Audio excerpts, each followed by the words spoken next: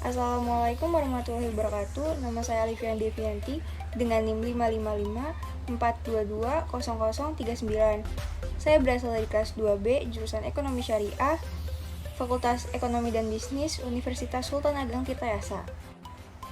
Pada kali ini, izinkan saya untuk menyampaikan beberapa materi tentang sumber-sumber hukum yang telah saya pelajari dari pertemuan pertama hingga pertemuan saat ini. Seperti yang kita ketahui, sumber-sumber hukum Islam itu adalah Al-Quran, As-Sunnah, Ijma, dan Qiyas. Dalam Islam, terdapat sumber hukum pokok yang menjadi pedoman atau rujukan bagi masyarakat Islam dalam menentukan hukum dari suatu persoalan.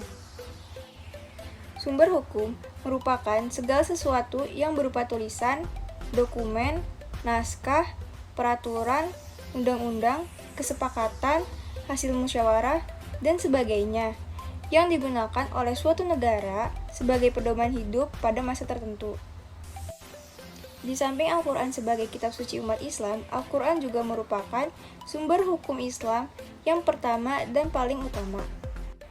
Allah Subhanahu wa Ta'ala berfirman dalam surat An-Nisa ayat 59 yang artinya, "Hai orang-orang yang beriman, taatilah Allah, taatilah Rasul-Nya, dan ulul amri di antara kamu. Kemudian, jika kamu berlainan tentang suatu pendapat, maka kembalikanlah ia kepada Allah atau Al-Quran dan Rasul atau Sunnahnya. Jika kamu benar-benar beriman kepada Allah dan hari kemudian, yang demikian itulah lebih utama bagimu dan lebih baik akibatnya."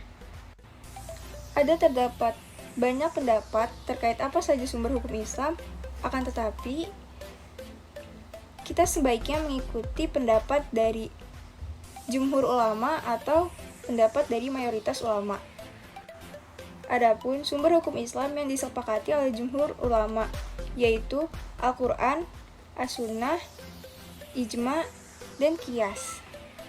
Sebelum itu, izinkan saya untuk memaparkan apa saja sumber-sumber hukum Islam dan penjelasannya. Yang pertama adalah Al-Quran. Al-Quran merupakan hujarah atau argumentasi kuat bagi Nabi Muhammad SAW dalam menyampaikan risalah kerasulannya dan pedoman hidup bagi manusia serta hukum-hukum yang wajib dilaksanakan. Al-Quran adalah kalam Allah yang diwahyukan kepada Nabi Muhammad SAW. Tulisannya berbahasa Arab dan perantara Al-Quran kepada Nabi Muhammad adalah malaikat Jibril.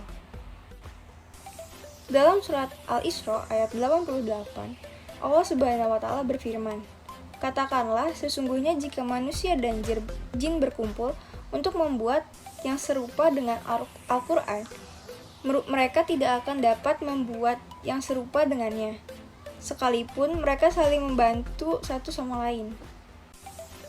Yang selanjutnya adalah hadis atau as-sunnah. Hadis sebagai sumber hukum yang kedua yang berfungsi sebagai penguat, sebagai pemberi keterangan, dan sebagai pentaktis keumuman dan membuat hukum baru yang ketentuannya tidak ada di dalam Al-Quran. Jadi, jika suatu persoalan yang tidak ada pemecahan di dalam Al-Quran, maka dilanjutkan dengan hadis atau as-sunnah.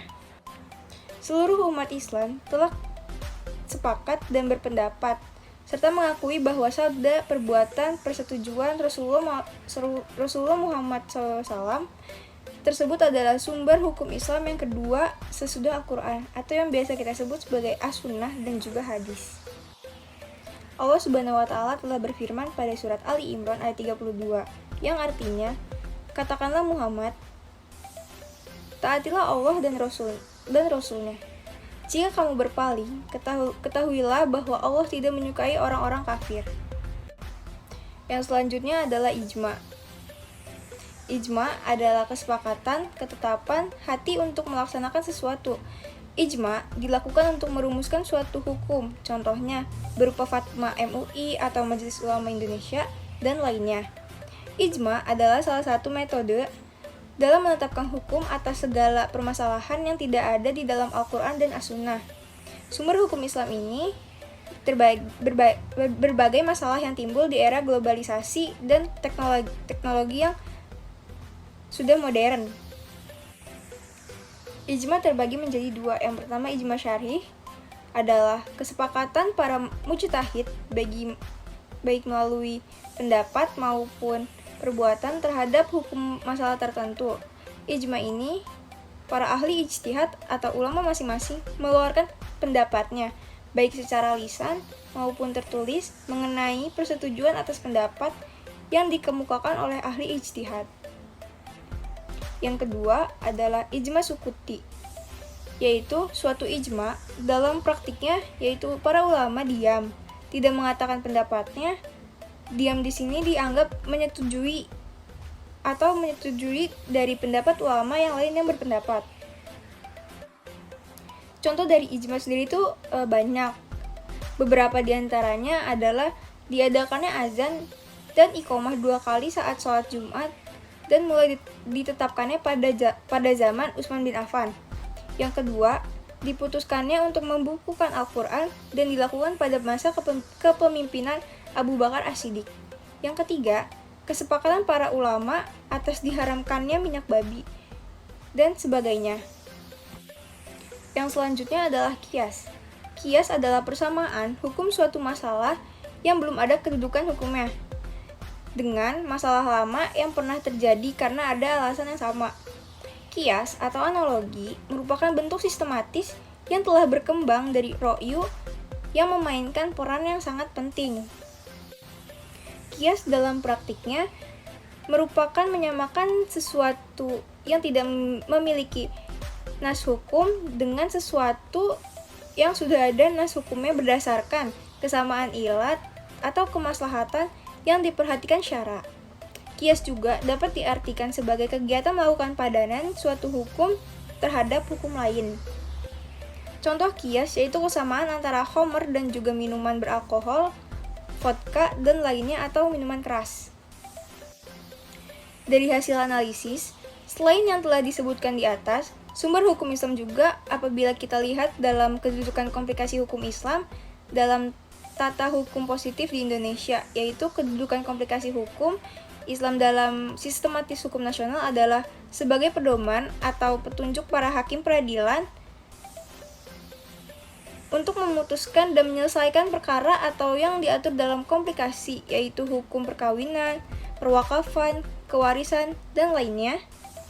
Bahkan, beberapa hukum Islam yang sudah masuk hukum positif Indonesia seperti Undang-Undang Perwakilan Nomor 1 Tahun 1974 tentang perkawinan dan undang-undang lainnya menjadi sumber atau pegangan hakim dalam mempertimbangkan suatu keputusan. Oleh karena itu, dalam praktiknya KHI atau komplikasi hukum Indonesia dan beberapa hukum Islam yang sudah masuk ke dalam hukum positif Indonesia seperti Undang-Undang Perkawinan Nomor 1 Tahun 1974 tentang perkawinan dan juga menjadi sumber hukum Islam meski secara tidak langsung. Sebagai kesimpulan, jadi sumber hukum Islam itu ada Al-Quran, Sunnah atau Hadis, Ijma, dan juga Qiyas. Jadi keempat sumber hukum tersebut saling melengkapi. Ketika ada suatu permasalahan baru yang belum ada nasnya, maka kita bisa mencari hukum tersebut melalui peristiwa-peristiwa yang sudah pernah terjadi, yang bisa kita lihat apa hukumnya itu yang terdapat dalam Al-Quran. Sekian kurang lebih penjelasan dari saya, kurang lebihnya mohon maaf. Wabillahi taufiq wal hidayah. Wassalamualaikum warahmatullahi wabarakatuh.